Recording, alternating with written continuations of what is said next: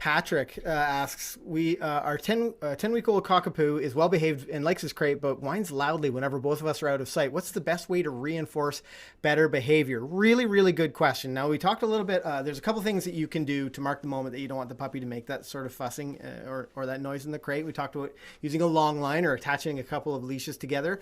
The other things I want you to really think about is, what are you doing every time that you put that puppy in the kennel or crate and then go to another area? I would want to precede that with maybe putting them in there with something they really like. Maybe your puppy can go in there with a chew or something, that's desirable. Number two, are you always putting the dog in that crate, in that situation, and then leaving then just leaving?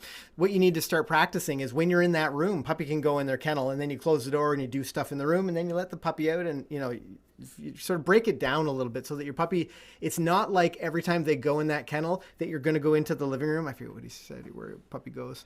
So you don't want the puppy to think that, they're putting me in the kennel so that they can go sit and I'll be able to listen to them. Here's my opportunity to whine. You need to sort of break that. You need to break that cycle for them. So think about, what can I do to precede that behavior so that my puppy is more happy and enjoys chewing on something or whatever in their kennel. How can I break it down? Like do shorter sessions of them being quiet in their crate. And that's going to get you started on the right path to eliminate that behavior entirely. Yeah, I just have one more thing. Yeah.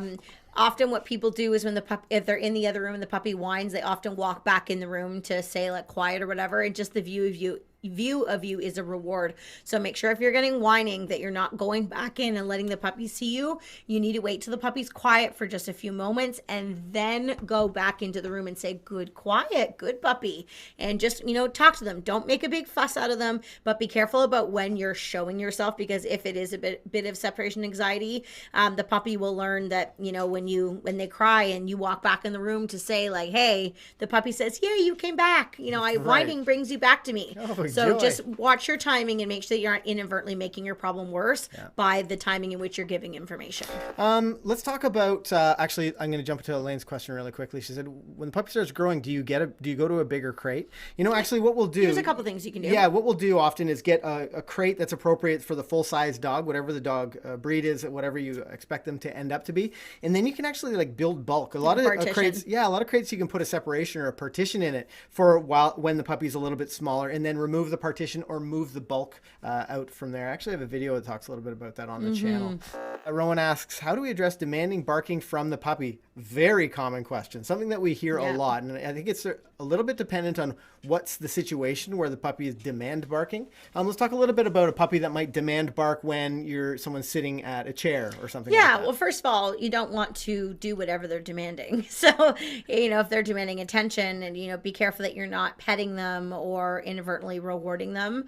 And the best thing to do when they do that is to use your voice to pinpoint that you don't like it with a little or hey or quiet enough. Something that says, you know what, rude, not cool. And then redirect your puppy to do something else. I might ask my puppy to do a behavior. I might, have them lie down, or I might just, move them away, or just switch up the situation. And then once the puppy was being a bit more attentive and listening, then I would give the dog, affection or things like that. If the puppy was doing it a lot, I would just happily go put them in their crate for a couple minutes. Again, we never, ever use the crate as a form of punishment. We just use it as an opportunity to break the cycle, and then get the puppy back out. But you want to be careful that you're not, throwing the ball or petting the dog or doing all those types of things when the puppy's saying, you need to pay attention to me now. You can start puppy training the day your puppy comes home, and maybe not in the way that you think. Let's talk about when we first bring a puppy home, what sort of things we're doing with them in the first couple of days. Yeah, absolutely. The moment we bring puppies home, we're already starting to engage them in some training and some interaction, so that we're just developing their brains and teaching them to problem solve. And this also builds a lot of relationship with you and your dog as well. And when your dog sees you as someone that they should listen to, they're less likely to bark at you. They're less likely to bite you. So training is super important when you bring them home. But the type of training that you do needs to be really, really easy, so that you're setting your dog up to be successful.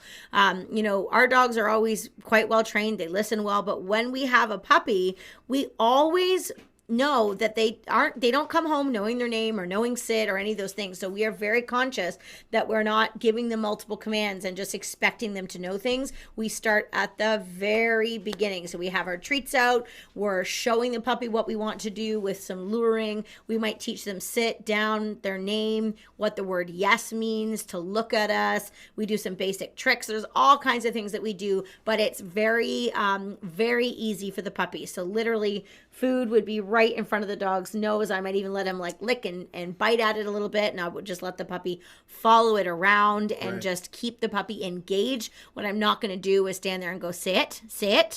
Now, why don't you know this? You have to train your puppy how to learn and how to respond to you. So we do a ton of that when they're babies. And no matter what we're doing with dogs, whether it's puppies or, like adolescent dogs or older dogs that are new to you and with your training, it's all about motivation. We want the dog to want to listen, to want to come when called, to want to sit, all of those things. And with those brand new puppies, when they're at home, we're setting them up to know that we are the bringer of good things, and we're really focusing on motivation the whole way through their training. So when you have a teeny tiny little puppy that's brand new to this world, certainly brand new to your home, you really want to make them feel like they can always be successful. And that's exactly what you're going to do. You're going to set them up to be successful, guiding them around, teaching them to follow food, teaching them how to learn. Essentially, that's really a big part of this. Talking more about training, we talked about like confidence building and exposing them to different training scenarios. So I might train in the kitchen, and then the puppy goes away for a bit, and then maybe I'll train in the living room. Socialization is a crucial part of bringing that puppy up and really teaching them that I love I think it was Lauren, instructor Lauren, that had mentioned something about, rather than socialization, call it experiences or experience. Yeah. And it's a really good way for you to think about your puppy training at home, rather than thinking about socialization and your puppy meeting your other dogs or meeting another dog or going to play with another puppy. That's not socialization. Socialization is all about building experience and confidence for your puppy so that they can function in the real world. So let's talk a little bit about some of the socialization tactics that we want you guys to think about at home. I'm going to be completely honest. Right now is maybe the best time to be training your dog, especially be training your puppy, because people now have this sense that they need to they do have to stay distant from one another. And the worst thing, the amount of like dogs that we've gotten into our school who've said, they've said, oh, my dog used to love dogs. And then someone came up and their dog came up to them and they started barking. And now every time we pass a dog, they bark. Yeah. Go ahead. There's two things that we see happen when people get puppies. They're so obsessed with their puppies, meeting other puppies and playing and those types of things that what Ken just said happens. They have bad experiences and now they're a little apprehensive about other dogs or situations. Or B, the puppies don't even know their owners are alive because they're so focused on everybody else that they could really give two toots instead of hoots. You see what I did there? Well done, Kale. About their person. When we get a puppy home, we actually isolate our puppy from our other dogs. That's how much one-on-one time that we do, so that we're building that valuable relationship. And I'm doing all kinds of things with my puppy. I'm training in different locations. I'm out on the I'm out in the end of the driveway. I'm doing this. Somebody walks past the street on the sidewalk and they're riding a bike. I'm rewarding my puppy, working some attention. Somebody walks by with a big hat on, whatever it might be. Of course, when it's not COVID, I might let the puppy go greet that person to say hello. But right now, I would just let my puppy see and hear and do these types of things where I'm just being able to reward. We don't walk our puppies a lot when they're babies, again, because we want to make sure we have a bit more of a relationship, maybe have a bit of training with them to understand not to pull on the leash before we're doing these big walks. But we're constantly doing things with them. But we're just doing different things than I think most people do. But again, this is all stuff that we cover, here, obviously, but we get really much more in depth in all of this stuff in our online puppy class. We have so many puppy videos on the channel.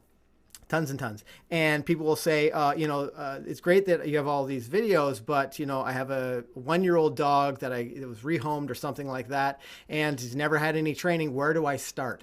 So when you're teaching your dog, regardless of the age is so much less important than the information, the understanding. Is your dog listening reliably? I often see people have questions on the channel about they're walking on a leash and they said they can't even get their dog to pay attention to them for a moment. That's where you need to start. And we talk a lot about those kinds of things in our programs, really getting some focus from your dog and all of the different ways that you can do that. That's where it needs to begin. Your problem isn't walking on a loose leash. Your problem is that your dog is much more interested in everything else other than you. So you need to start at, the foundation of things, really build a solid foundation of listening, of understanding before making things more challenging. So I mean, that's quite a long, thorough explanation. You've just watched some content from our main channel, McCann Dog Training. And if you'd like some more training information on this topic, click that card right there. If this is your first time on our Clips channel and you really enjoy the short form content, make sure you subscribe. Hit that button right there. On that note, I'm Ken. Happy training.